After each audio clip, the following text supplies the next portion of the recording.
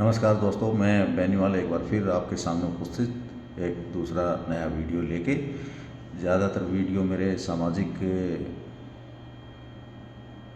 विषयों पर नहीं होते हैं, ज़्यादातर राजनीति और जियोपॉलिटिक्स पे ही ज़्यादातर मैंने आज तक जो भी वीडियो बनाए हैं वो उस विषय पर रहते हैं। लेकिन आज एक सामाजिक और विशेषकर गांव देहात में जो भाईचारे में आपस में तनावपूर्ण रिश्ते हुए हैं उनके बारे में थोड़ी बात करूँगा और उसको समझने की कोशिश करते हैं।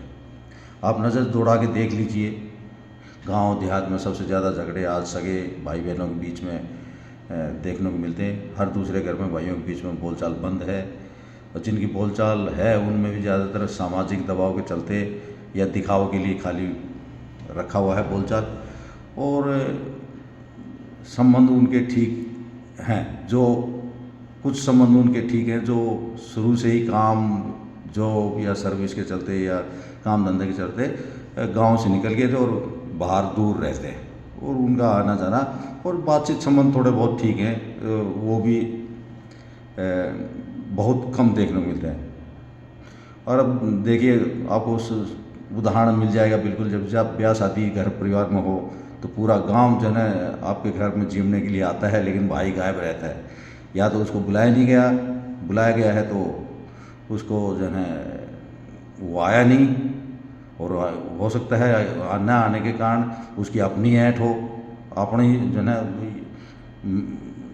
ज़रूरत से ज़्यादा अकड़ हो उसमें, या फिर उसके साथ व्यवहार ही ऐसा कर दिया गया है कि भाई अब आने के लिए मुश्किल है।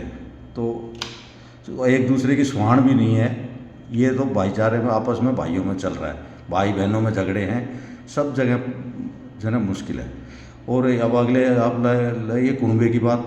कुनबे में भी यही है कि एक आध अपवाद छोड़ के बाकी सब एक दूसरे को देख के खुश नहीं है। आपस में एक दूसरे के तरक्की को देख के, एक दूसरे के जो है सेहत को देख के कि ये फिट है, कुछ नहीं है, आप उसको देख के खुश नहीं है। इसमें बाकी जो महिलाएं हैं उनने और जो है आग में घी का काम किया है। उन जो है आपस में बच्चों को इतना कंपैरिजन करते हैं कि उसका बच्चा ऐसे ही, मेरा बच्चा ऐसे करके, तो उसमें वो सही नहीं है। और जो आपसी व्यवहार होना चाहिए वो ख़त्म होता जा रहा है। आधुनिक महिलाएं जो आजकल की हैं उनको तो बात ही ना करें, उनको अपने रील देखने और रील बनाने से फुर्सत नहीं है, ना कोई देखने वाला, ना कोई टोकने वाला, ना कोई रोकने वाला।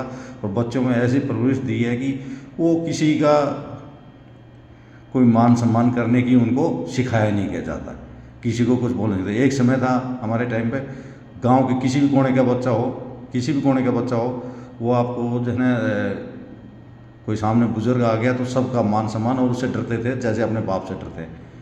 और कोई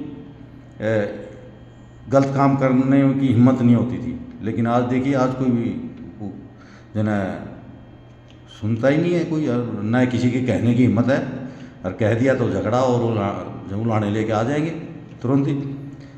आज सबसे ज़्यादा जो है ना, जिस एक विषय और है, जिस परिवार में बुजुर्ग ने अपने जीते जी अपनी जो भी खेती बाड़ी की ज़मीन है, जायदाद है, उसका सही बंटवारा करके नहीं गया, तो आपस में भाइयों का उस पर झगड़ा अलग से, कोर्ट केस अलग से, और अपने जो सकारात्मक ऊर्जा कहीं लगनी चाहिए थी वो सारी उधर नकारात्मक काम के लिए ऊर्जा को कोर्ट केसों में लगी हुई है।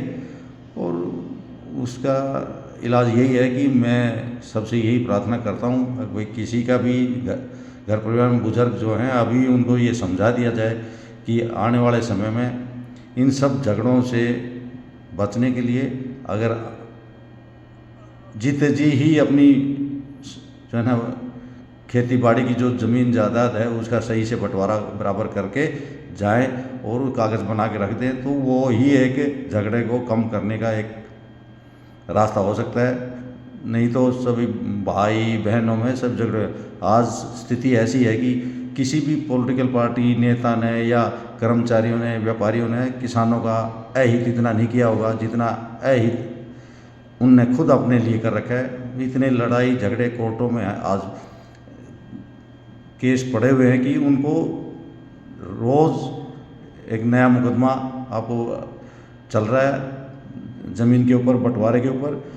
तो उसको देखने की आवश्यकता है और सामाजिक सौहार्द बढ़ाने के रखने के लिए ये अति आवश्यक है कि सबको अपना जीते जी इसका बंटवारा करके जाएं, तो वो सही रहेगा। जय हिंद, नमस्कार।